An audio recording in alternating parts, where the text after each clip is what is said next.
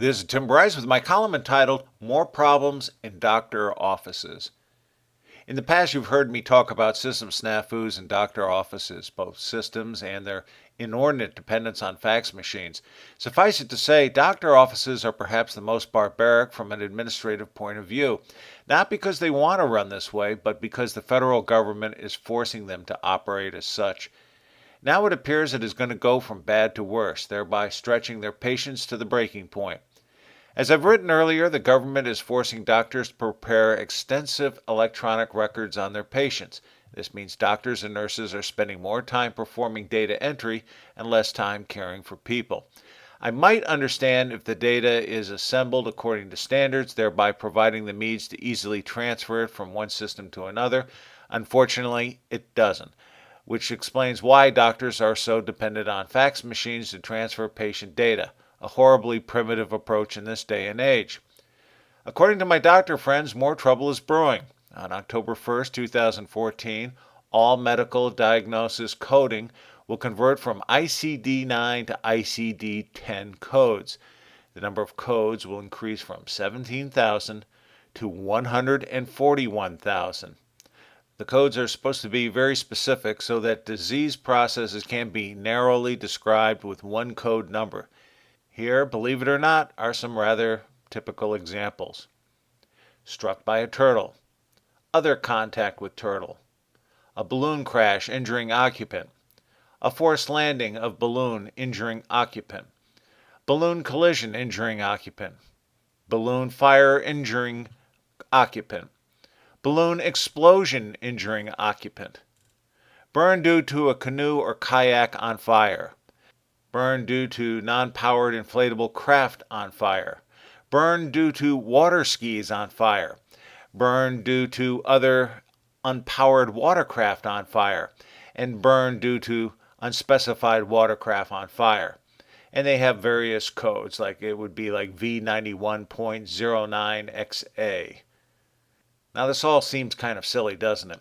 For each injury or symptom, the physician will be required to enter one of these codes into the electronic patient records from a list of 141,000. Hopefully there will be some online help to point doctors in the right direction, but more likely they will have to reference a paper manual in order to look up the proper entry. In systems parlance, the code itself is referred to as a group data element, meaning it is a concatenation of data elements. We can find examples of group data elements in such things as a telephone number, which is expressed as an area code followed by the exchange followed by the number. Credit card numbers are also typical. For example, the first four digits represent your financial institution, the next four digits represent your branch ID, then you have your account, and then the actual number. We also see it in things like check numbers, power company numbers, and many, many more. It is simply a way to uniquely assign numbers in order to prevent redundancy. In the example above, the code is probably decomposed accordingly. The first character, which is an alphabetic, means the type of condition. Positions 2 and 3 refers to accidents conditions by general category. Position 4 is a decimal, presumably to delineate categories from treatment of conditions.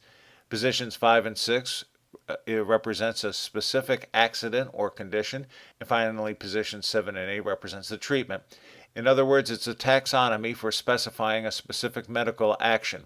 The government's solution, though, is to force medical personnel to memorize these codes or look them up in a voluminous document or online help.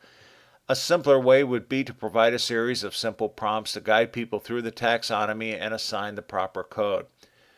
One doctor friend claims he was told the new coding system will be very difficult to implement, such that insurance claims submitted will not likely be processed because of computer glitches in accepting the claims. Errors in uploading and downloading the encrypted codes are likely. So much so, the government is encouraging physicians to secure a 6-month line of credit to ensure their practices can remain open while the claims fiasco is corrected.